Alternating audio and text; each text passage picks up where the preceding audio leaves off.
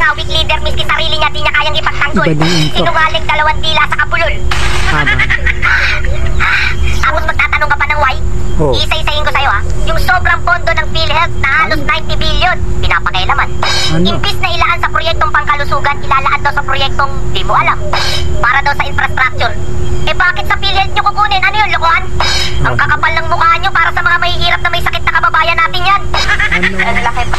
Kawawa talaga, kawawa percent ng mga damuho. Kada buwan nagbabayad yung premium member ng 500 pesos na kapanasweldo.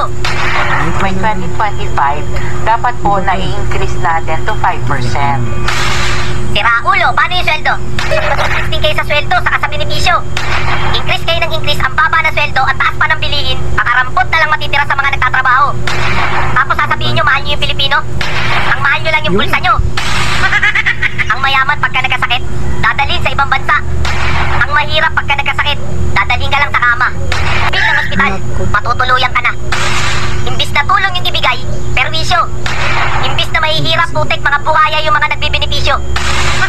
Nakikigawin niyo po yung dapat para sa bayan.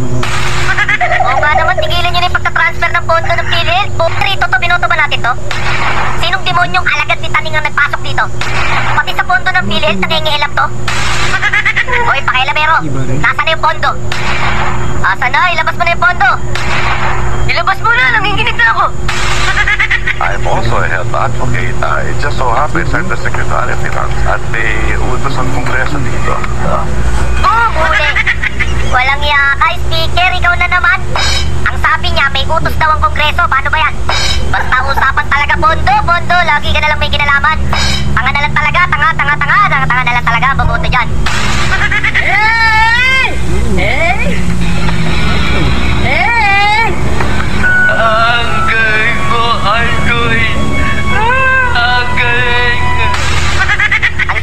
Ang galing mo talaga, Budoy. Kung ano man yan sinesenyas mo, ikaw lang ang nakakaintindi. Pagdating talaga sa pondo, putragis wala na kaming masabi. Kung gaano kalaki yung pondo, yung bulsa mo, ganun din kalaki. Dahil sa'yo, sisemplang yung pinsan mo, parang motor na sumemplang sa kurbada ng Marilaki. Tignan mo ha, tapos uutang sa World Bank, ang galing. Uutang sa World Bank para daw sa health system. Ulitin ko ha, kinuha yung 90 billion sa PhilHealth, tapos uutang sa World Bank, ang galing. Uutang sa World Bank para daw sa health system. Magkano? Sa dollars 500. Kung uutang din kayo ng 28.7 billion, eh bakit kinuha nyo sa PhilHealth yung 90 billion? Ngayon lang nangyari yan sa ating bansa. Talagang ngayon lang nangyari yan sa ating bansa. Yung ekstrang pondo ng PhilHealth, saan na napunta? Tanong mo, baka diretso sa bulsa. Sa sobrang galing ni Speaker sa pondo, binigyan mo yata ng agimat. Basta usapan pondo, mabilis pa sa kidlat.